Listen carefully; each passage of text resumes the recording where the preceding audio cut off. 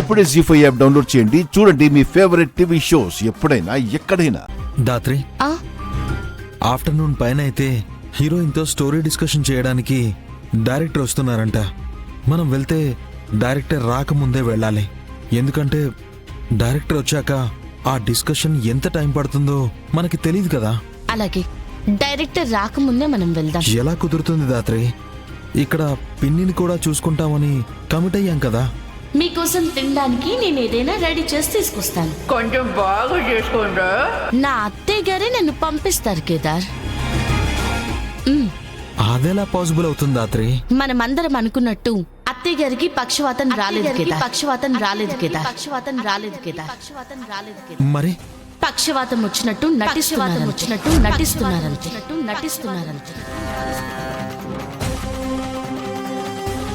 నిజమా? అవును కేదార్, ఆ విషయం కూడా నాకిందాకే తెలిసింది. ఈ నగలన్నీ నాకే ఇస్తారు మావయ్య గారు. ఎందుకు దాత్రి ఇదంతా? ఇంకా దేనికి కేదార్? మధుకర్ మావయ్య గారు రాసిన వీలునామా ప్రకారం సగం ఆస్తి నీకు ఇవ్వాల్సి వస్తుంది కదా. దాన్ని ఆపాలని ఇలాంటి అవతారం ఎత్తారావిడ. అమ్మ నా పిన్ని, దానికోసం ఇన్ని వేషాలేయాలా? వెయ్యిని కేదార్. అత్తయ్య గారి నోటితో అత్తయ్య గారే ఒప్పుకునేంత వరకు ఈ విషయం మనకి తెలియనట్టే యాక్ట్ చేద్దాం.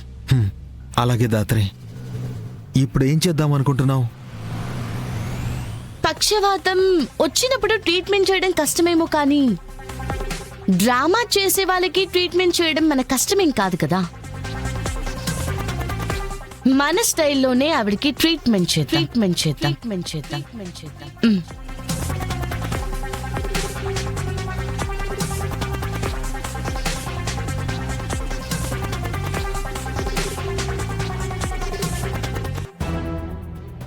సామి ఎంకన్నా, ఈ పక్షవాతం పేరుతో అన్ని పత్యాలే పెడతా ఉండారు. అయి తిని నా నోరు సప్పుగా అయిపోయి ఉండాదా.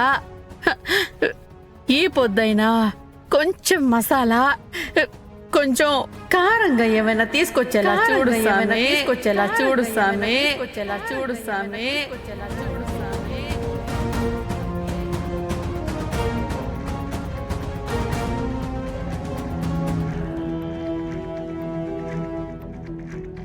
దాత్రి,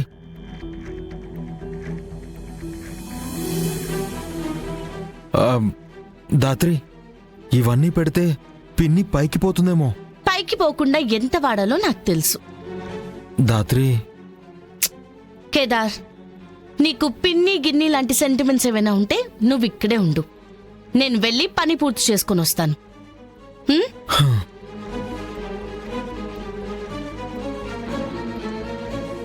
ఏం జరగబోతుందో ఏంటో. జీ5 యాప్ డౌన్లోడ్ చేసి అన్ని ఎపిసోడ్స్ పూర్తి ఉచితంగా చూడండి.